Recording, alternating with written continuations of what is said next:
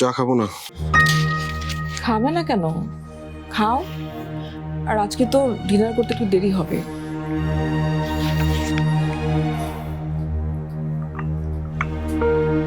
তুমি ফারদিনকে যেভাবে ডিল করলে, আমি আড়াল থেকে সব দেখেছি।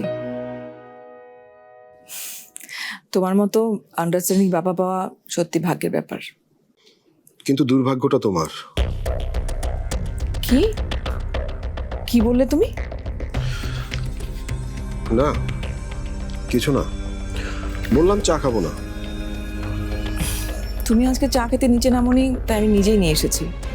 বাইরের মানুষ ছিল তাই নিচে নামিনি। সবসময় বাইরের মানুষের সাথে হাসি মুখে গল্প করার মুডও থাকে না। ও, ডক্টর ইমতিয়াজের কথা বলছো? উনি আসলে জেসমিনকে হসপিটাল থেকে নামিয়ে দিয়ে গেলেন, আর ওর কিছু জরুরি টেস্ট ছিল ওনার হসপিটালে, সেগুলো করিয়ে গেছে। বিপাশা প্লিজ, একজন মরতে বসা অসুস্থ মানুষকে এই সিচুয়েশনে ঢাল হিসেবে ব্যবহার করো না। সত্যি কথা বলতে কি, ব্যাপারটা একেবারে সস্তা হয়ে যাচ্ছে।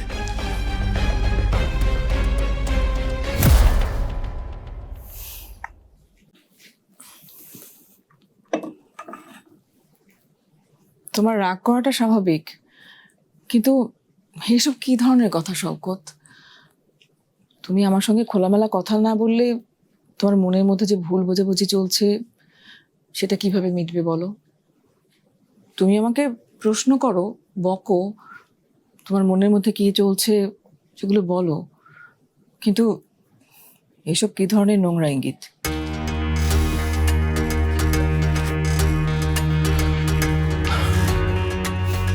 বিপাশা, আমি ইঙ্গিত কেন করব?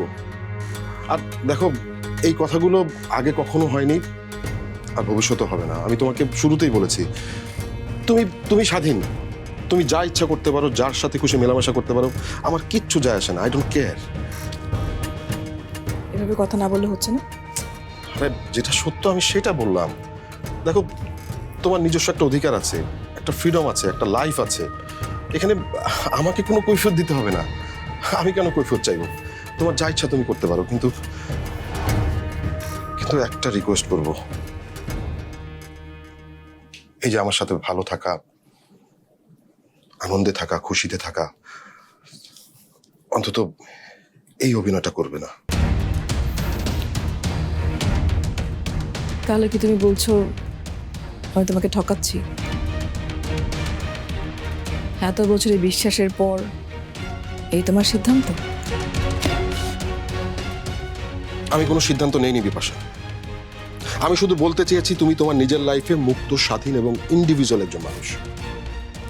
তুমি তোমার জীবনে তুমি যার সাথে মেলামেশা করো, যে সিদ্ধান্ত নাও, আমার কিচ্ছু যায় আসে না। আমার কোনো আপত্তি নেই, আর আমি কোনো কৈফিয়ত চাইবো না। শুধু একটা কথা বলবো, আমাকে আমার মতো করে থাকতে দিলে খুব ভালো হয়।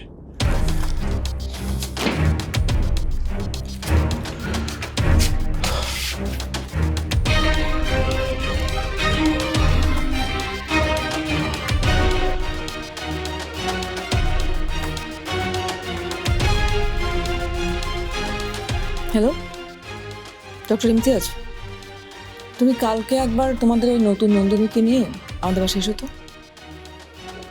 হ্যাঁ হ্যাঁ, থিয়েটারের ব্যাপারে। আগে এসো, তারপর কথা বলছি।